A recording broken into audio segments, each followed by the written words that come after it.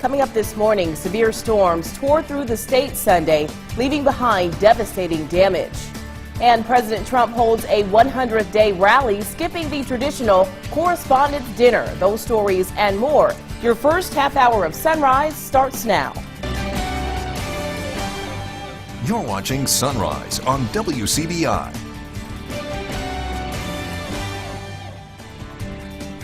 The state of Mississippi was struck with bad weather yesterday. A storm front left damage throughout a good portion of the state and in much of our coverage area. The Emergency Management Agency says 2 people have died and 2 others were injured as a result of the storm. One death was near Durant, Mississippi, and the other was a child from Rankin County. The child died at University Medical Center from an electric shock in floodwaters.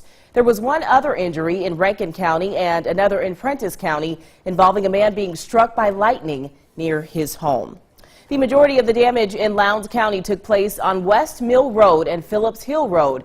7 to 9 homes were damaged there, mostly roofing damage due to trees falling on top of the houses. Power outages were reported in the New Hope area as down power lines were a concern to work crews. Again, no reported injuries. At this point, all roads have been cleared of trees, debris, and power lines. I was still in the carport, and rain was going sideways, and the wind was just tremendous.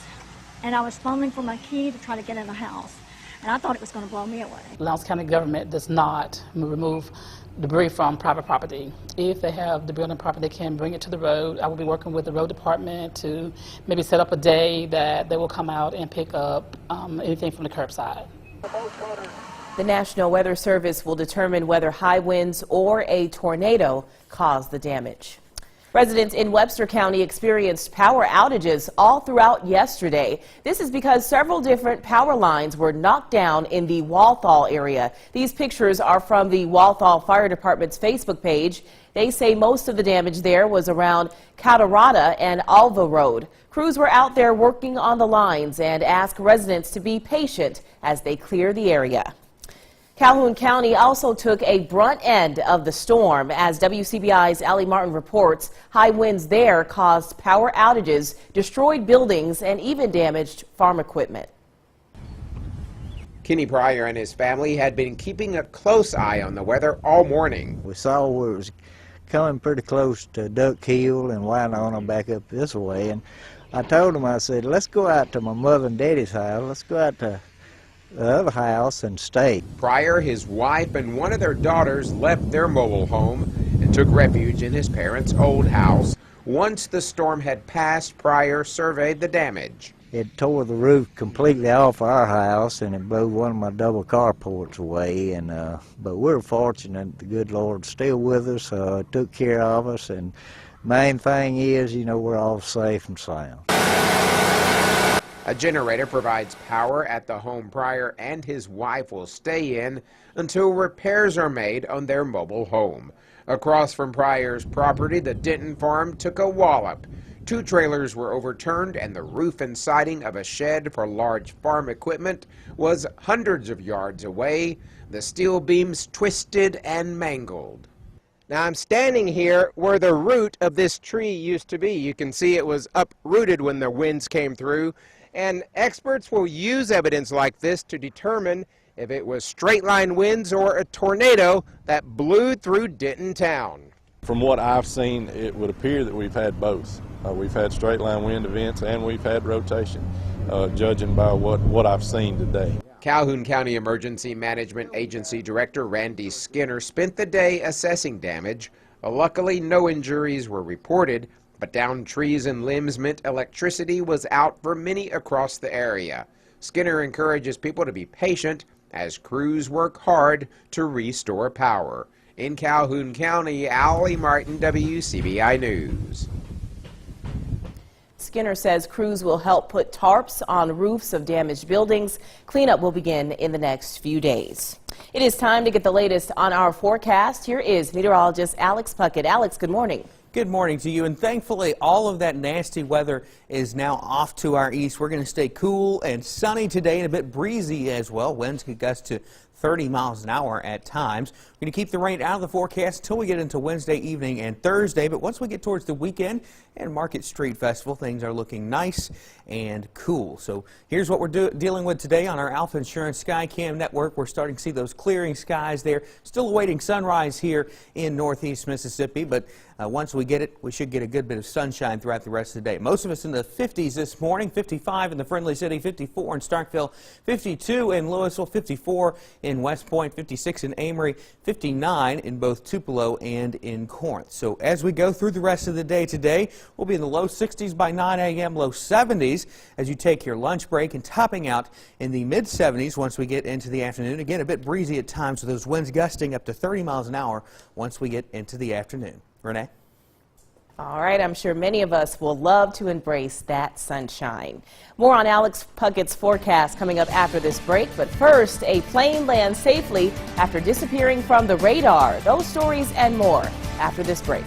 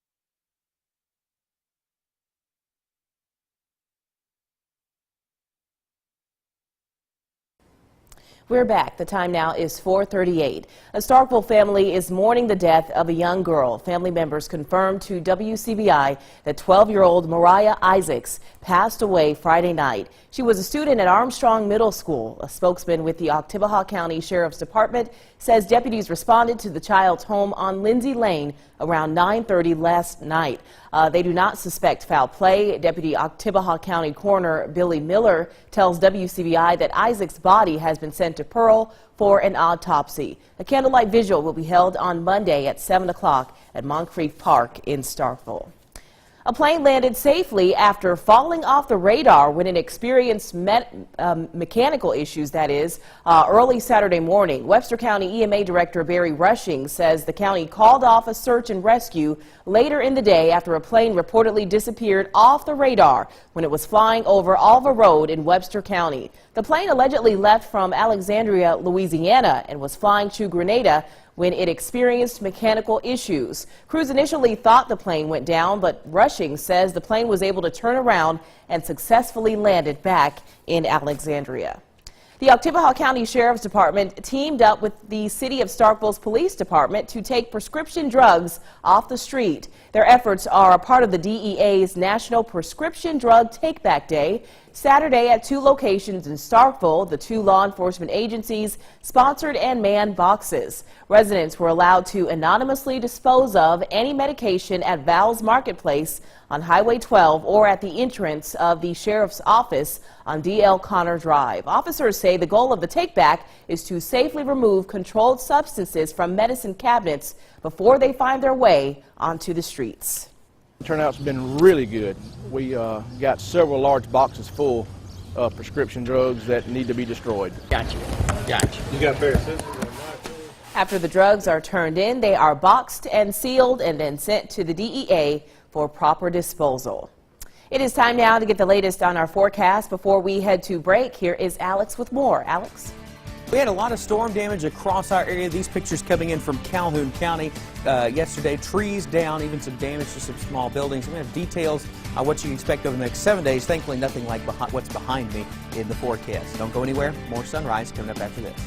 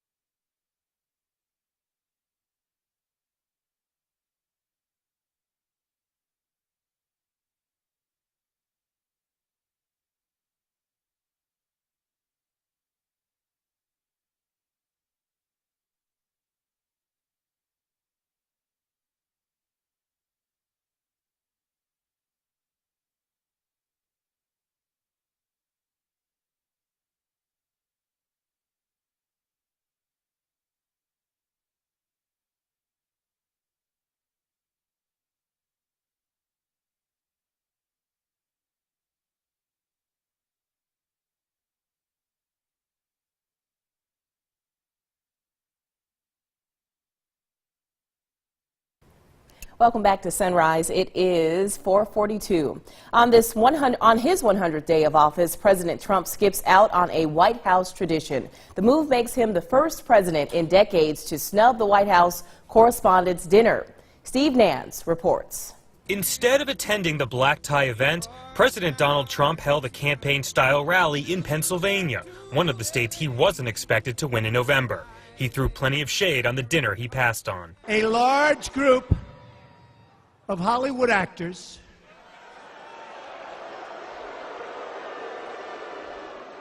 and Washington media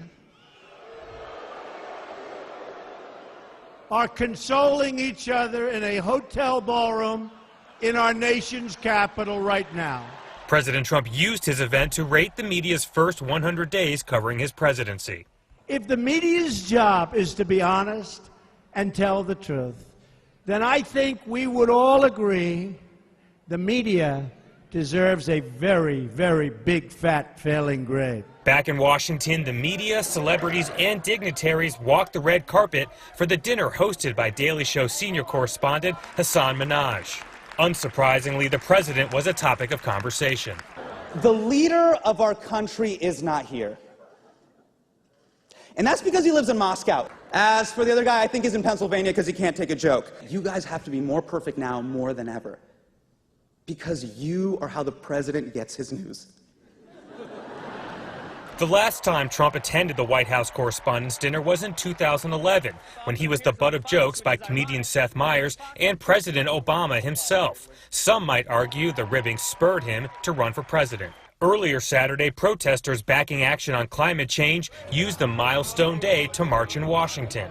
Other protesters gathered at Trump Tower in New York to mark what they call 100 days of failure. But Trump used his weekly address to hail the first 100 days in pure Trump style. I truly believe that the first 100 days of my administration has been just about the most successful in our country's history. I'm Steve Nannis reporting. This was the first time in 36 years that a sitting president has not attended and spoken at the dinner. Richard Nixon was the last president to skip